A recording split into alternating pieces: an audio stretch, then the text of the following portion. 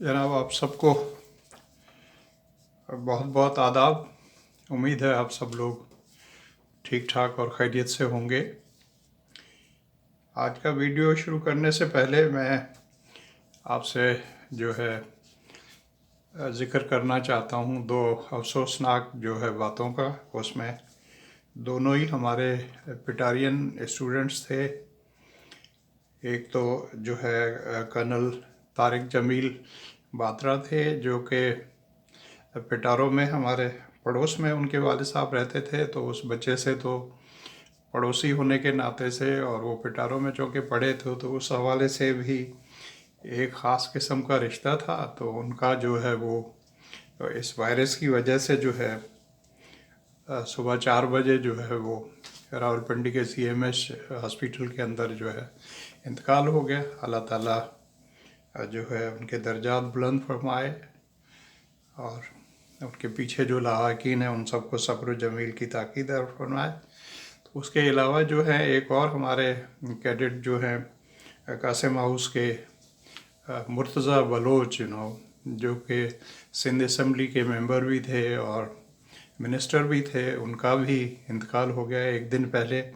और उनके लिए भी कहते हैं कि वायरस से भी हुआ है। तो मेरा मौला उनके भी दर्जात बुलंद फरमाए और उनके घर वालों को पीछे जो सब्र जमील की ताकीद अता फरमाए। अब ये इन दो जो बातें हैं, मौत तो बरहक है, इसमें कोई शक नहीं है, लेकिन आपको भी पता है कि हुक्म है कि एहतियात करना जो है वो बहुत लाजमी होता है। मुझे यकीन है कि इन्होंने अपनी सारी एहतियात और सब कुछ किया होगा, लेकिन जो कहते हैं जब आनी होती है तो फिर 100 तरीके होते हैं, कई बहाने होते हैं, क्या होता है ये सब। अब ये चूँकि रिलीजियस बातें हैं तो मैं उनमें ज़्यादा जो है पढ़ना नहीं चाहता, लेकिन मकसद आपको बताने का ये था कि प्लीज़ आप सब लोग जो है, इससे पहले भी मैंने आपसे बताया कि please please take this virus very very seriously.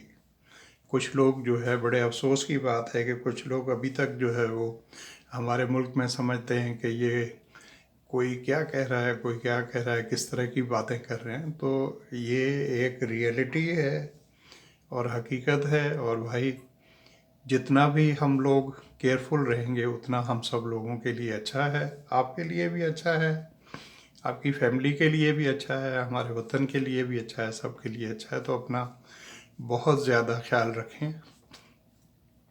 अब उसके बाद जो है जो मेरी ऑटोबायोग्राफी का सिलसिला था उसको दोबारा शुरू किए देते हैं। तो उसमें भी जो है वो मैंने लास्ट टाइम आपको जो बताया था, तो उसके बाद जो 95 तक बताया था, तो 96 में जो है वो जो बहुत ही एक ट्रेजिक इवेंट जो कह लें या जो भी वाक़या है जो मेरी लाइफ में हुआ, वो मेरे वालिद साहब की जो है डेथ थी। मेरे वालिद साहब का सितंबर 1996 में इंतकाल हो गया।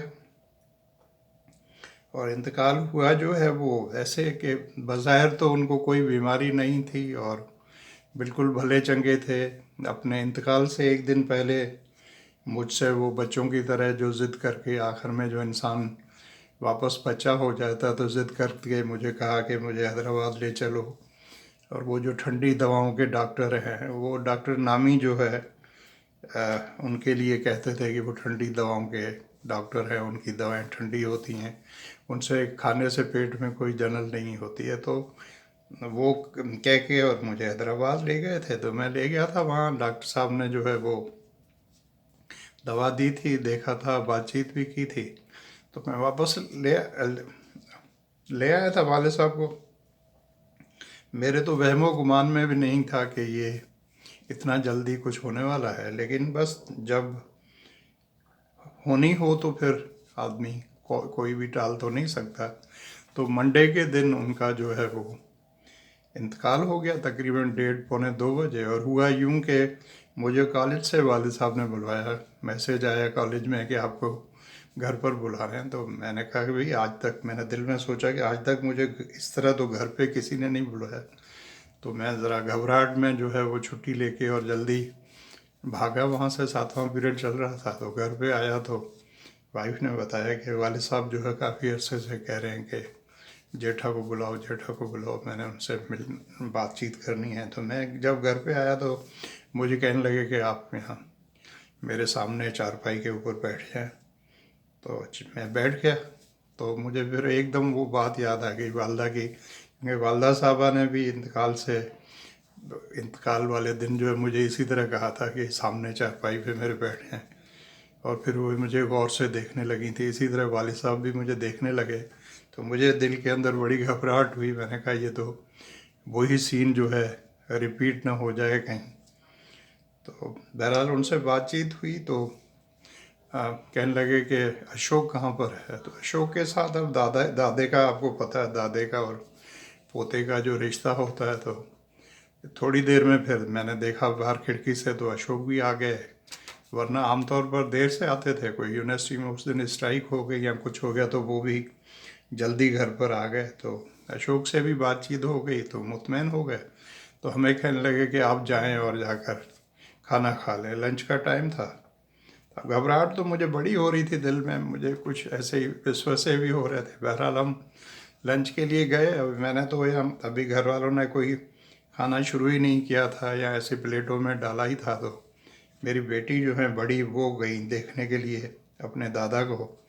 तो वापस आई भागती हुई, कहने लगी कि वो पता नहीं बाबा तो बहुत अजीब तरीके देखे उनको चल के कैसे सो रहे हैं, रोने लगी। तो हम सब लोग जब वहाँ पहुँचे तो देखा तो ही वॉज नो मोर। तो बस इस तरह जो है वालिद साहब भी बिछड़ गए। वालदा का इंतकाल पहले ही 1981 में हो गया था।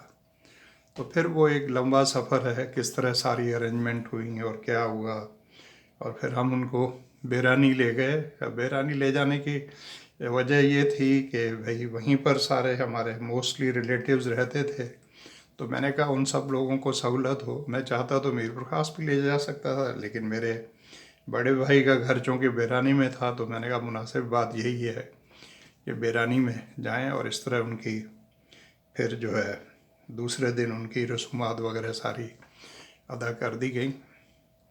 तो ये तो 96 का जो है वो बहुत इम्पॉर्टेंट इवेंट था मेरी लाइफ का।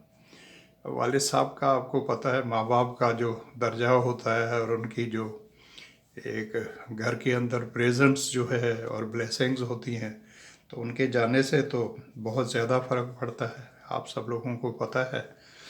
तो नेक्स्ट ईयर जो है वो, अब यहाँ चूँकि गम का सारा मामला था तो 97 जो है उस हिसाब से जो है वो हमारे लिए अच्छा साबित हुआ। एक तो ये है कि घर हमारा चेंज हो गया। तो पहले मैंने बताया था कि पिटारो में घर चेंज होना, तो बड़ा अच्छा घर मिल गया। जो गर्ल्स मिडिल स्कूल है उसके पास घर था जिसमें पहले मरूम कुरैशी साहब रहते थे, मजीद कुरैशी साहब। तो वो घर मिल गया। तो वो घर काफ़ी कुशादा और बड़ा था। तो एक तो बच्चे उस वजह से हम सब भी खुश हो गए, घर को टिप टाप किया सब कुछ। और फिर उसी साल 97 के अंदर जो है मेरे बड़ी बेटी और बड़े बेटे दोनों की पहले तो मंगनी हो गई, और फिर जिसे कहते हैं चट मंगनी और पट ब्याह। तो फिर दिसंबर में जो है वो दोनों की शादी भी हो गई। और मंगनी और शादी के हवाले से ख़ास बात ये है, आपको पता है एक नेचुरल है, माँ को स्पेशली या बाप को भी एक होता है। बच्चियाँ हमारे यहाँ तो आपको पता है थोड़ी बड़ी होती हैं किसी भी घर में, तो माँ बाप को फ़ौरन जो है फ़िक्र लग जाती है, हमारी बच्चियाँ बड़ी हो गई, बच्चियाँ बड़ी हो गई, एक नेचुरल है। मुझे तो ऑनेस्टली स्पीकिंग इतना ज़्यादा नहीं था, मैंने कहा बच्चियाँ अभी पढ़ रही हैं तो कोई नहीं। बहरहाल तो उनकी जो ख़ास एक डिफरेंट बात है वो ये है कि हमारी कम्युनिटी में फ़र्स्ट टाइम मैंने किया कि बच्चों की, बड़ा बेटा जो है अशोक और बड़ी बेटी जो है, उन दोनों की मंगनी और शादी जो है मैंने अपनी कम्युनिटी से बाहर निकल कर जो है दूसरी फैमिली में की। ओड फैमिली जो है वो, अगर आपको, आप पिटारियन जो सीनियर पिटारियन है उनको पता है, नवल राय ओड और अर्जन ओड और सारी ओड फैमिलीज़ हैं। बहुत ओड बच्चे जो हैं, प्रेम ओड और अपने दूसरे जो है नवल राय ओड के भी दो बेटे पिटारों में पढ़े हैं, एक जवाहरलाल थे और एक दूसरे बेटे थे। इसी तरह दर्शन था और भी काफ़ी बच्चे वहाँ पढ़े हैं। तो उनकी फैमिली में हुई। और तो शुरू में तो हमारी कम्युनिटी में काफ़ी इस चीज़ को नापसंद किया गया और उन्होंने रेजिस्ट किया कि भाई ये आपने क्या किया है, हमारे यहाँ पहले ऐसे नहीं हुआ। बहरहाल मैंने कहा कि नहीं भाई, मुझे तो अच्छा लगता है, मेरे बच्चे भी खुश हैं, हम सब खुश हैं, तो मैंने तो कर दिया। और फिर अल्लाह ताला के फजल करम से और मेरे मौला ने करम किया कि वो मेरा दोनों जो फैसले थे वो सही साबित हुए। और आज उस शादी को हो गए तकरीबन 23 ईयर्स होने वाले हैं, दिसंबर में हो जाएंगे। तो बेटा और बेटी दोनों खुश हैं। और बड़ा बेटा जो है, उनके 2 बच्चे हैं और बड़े हो गए हैं। और बेटी जो है बड़ी, उनके 3 बच्चे हैं, वो भी बड़े हो गए हैं। अब कोई यूनिवर्सिटी जा रहा है, कोई कॉलेज जा रहा है। तो डिटेल में तो फिर दोबारा बातचीत होगी उनके बारे में। तो इस तरह ये था 97 के बारे में। तो बाकी बातें फिर जो है वो तफसील से जो है दोबारा व्लॉग बनाऊंगा इसके बाद दूसरा, तो उसमें होंगी। आप अपना और आप सब अपने घर वालों का और सबका, छोटे बड़ों का बहुत ज़्यादा ख्याल रखिएगा। Love you all, thank you so much, God bless you.